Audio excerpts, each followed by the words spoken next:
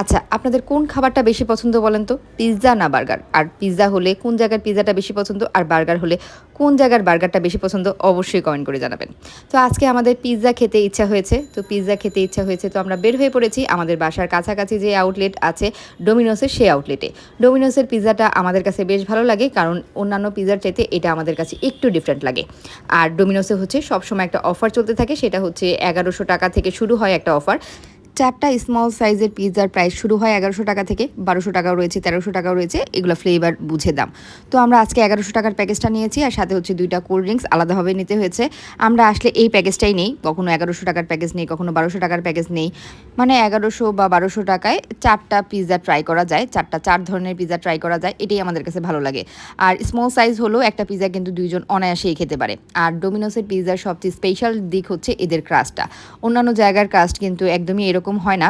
ডোমিনোসের যে পিৎজাটা আছে এটার ক্রাস্টটা হচ্ছে ব্রেড কাম দিয়ে করা হয়। অন্যান্য জায়গায় তো শুধুমাত্র ময়দাটা ইউজ করা হয়, এখানে ব্রেড কাম দেওয়ার কারণে একদমই ডিফারেন্ট লাগে। তো এই প্যাকেজটা আমাদের কাছে সাশ্রয়ী মনে হয় কারণ 4টা পিৎজা তো নর্মালি ৳১২০০ ডোমিনোসে পাওয়া যায় না। তো 4টা তো আমরা একসাথে খেতে পারি না, আমরা 2টার মতো খাই, বাকি 2টা প্যাক করে বাসায় নিয়ে আসি।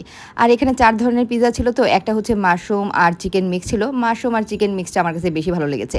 4টা 4 ধরনের হওয়াতে আসলে কম্পেয়ার করা যায় যে কোনটা বেশি ভালো লাগছে।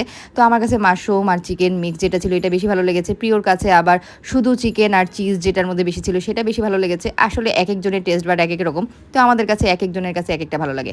তো আপনাদের কাছে কোন জায়গার পিৎজা বেশি ভালো লাগে অবশ্যই আমাকে কমেন্ট করে জানাবেন। একবার আপনাদের পছন্দ অনুযায়ী পিৎজা ট্রাই করে দেখব ছিল। আর এই পিৎজাগুলোর মধ্যে কিন্তু চিজ বেশ ভালো পরিমাণেই থাকে।